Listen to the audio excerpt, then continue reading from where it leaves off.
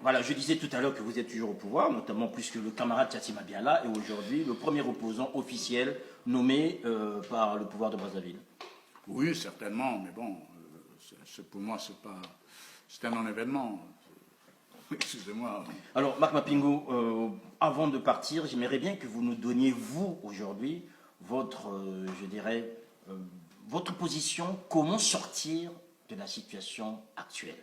Monsieur Boukadi a parlé d'une conférence internationale de l'ONU pour le Congo-Brazzaville. Vous avez Monsieur Makome et consorts qui appellent à un dialogue inclusif. Vous, vous dites quoi? Vous avez participé à la conférence nationale. Faut-il une conférence nationale bis? Faut-il une conférence internationale? Faut-il un dialogue? Que devront faire les Congolais aujourd'hui? Quelles pistes avez-vous pour sortir de la crise actuelle, outre le fait que certains souhaitent d'abord que M. Sassou disparaisse? Disparaisse, c'est trop dire. Enfin, oui, disparaisse, c'est trop dire. Moi, je pense que cette crise ne peut être résolue que si M. Sassou Nguesso partait du pouvoir et si ce système-là partait du pouvoir. Ça, c'est clair. Je ne suis pas un rêveur. Je suis pas un rêveur. Et d'autre part, j'estime aussi que s'il faut parler économie, s'il faut parler social, s'il faut faire l'autopsie de ce qui se passe aujourd'hui, je crois qu'il est important qu'il y ait une forme d'appel. Appel au cadre de toutes les régions, appel aux intelligences, appel aux experts, appel aux spécialistes de tous les domaines, que les médecins se retrouvent, que ceux qui sont spécialistes de l'agriculture se retrouvent, que ceux qui sont spécialistes de l'élevage ou tout ce que vous voulez puissent se retrouver, qui est, de mon point de vue, cette forme de rencontre, qui n'est pas forcément une rencontre de politiciens, mais qu'ils fassent un peu le tour de la région, le tour des régions.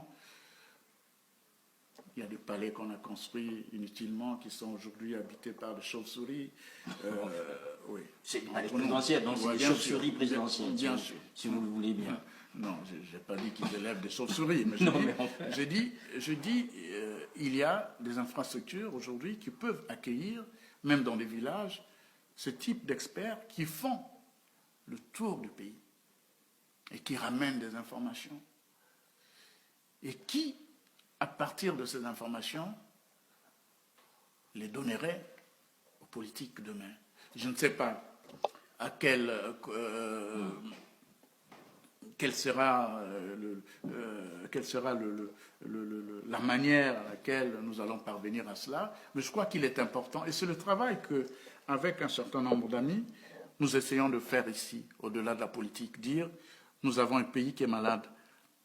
À tout moment, on aura besoin d'une banque de données. Et cette banque de données, il faudrait bien que nous la fassions pour savoir qu'est-ce qu'il faut demain faire pour remettre le pays-là sur les rails. Donc un appel important aux gens qui ne sont pas forcément des politiques, parce que pour l'instant, donner l'affaire aux politiques, j'ai l'impression que chacun parle de conférences, de forums, de tout ce que l'on veut, et puis on est dans un jeu de manipulation inutile. Ce que les gens ne comprennent pas, et ça c'est important, c'est que M. Sassou n'a pas besoin de ça. C'est un monsieur qui est traumatisé par le discours de la conférence nationale. Pendant plus d'un mois, ce monsieur a vu des gens, les Congolais, l'insulter, dire un certain nombre de choses vraies ou fausses. Je ne le vois pas aujourd'hui prêt à organiser une conférence nationale ou une conférence internationale, etc. Là, je ne suis pas un rêveur, monsieur. Il y a un problème aujourd'hui que nous devons comprendre à la lecture de ce qui s'est passé à Kinshasa. Tous les dictateurs ont peur d'une chose, c'est l'après. Et Sassou, à un moment donné, a pensé qu'avec les Souba, il pouvait avoir ce deal-là. Voilà, je m'en vais. Mais ça s'est mal passé. Et Sassou n'est pas prêt aujourd'hui à donner le pouvoir ou à avoir une forme de transaction, d'un deal avec quelqu'un qui ne contrôle pas ou qui ne maîtrise pas. Voilà pourquoi ce monsieur, et puis dans son ADN, ce n'est pas un démocrate. Donc c'est un monsieur qui se dit, de toute façon, ou c'est moi, ou c'est l'un des miens. Ou mon fils, mon neveu. Bon, si je ne trouve pas dans ce milieu, je cherche dans le village. Si je ne trouve pas dans le village, je cherche dans la région. Mais ne rêvez pas, mon Dieu. Moi, je vois des gens se lever un matin, oui, il y aura des élections en 2021, on va partir et tout ça. Je dis, pauvre rêveur. Un monsieur qui a fait ce qu'il a fait, tué 300 et quelques personnes, éliminer ce que l'on a vu dans le Poul, dans les pays du Niari, à Chakona et autres, et tous les jours, emprisonner des gens gratuitement. Et ce monsieur va vous dire, écoutez, venez prendre le pouvoir à ma place. Il connaît les Congolais. Il connaît les Congolais. Donc, il faudrait changer de... Mais tout en pensant qu'il va partir, il ne faut pas être désespéré, il faut travailler. Qui pourra, si, autour de M. Sassou, puisqu'ils ont des moyens sur le pouvoir, s'ils peuvent déjà, écoutez, je leur donne cette idée, s'ils peuvent, au lieu de parler de conférences bis à la je ne sais pas quoi, dialogue inclusif, ou voilà, où des petits politiciens viendraient un peu se partager des postes, alors que la véritable réflexion, c'est à la base qu'il faut la chercher. Il faut aller vers la société civile, il faut aller vers les paysans, il faut aller dans les régions, voir les véritables besoins, un cahier de charges. Le vrai problème, il est là. Et revenir vers la superstructure dirigeante en disant, voilà le bilan que nous faisons du pays, voilà le diagnostic que nous faisons, et par rapport à ce diagnostic, peut-être il y a des choses à faire. Sinon, chacun viendra...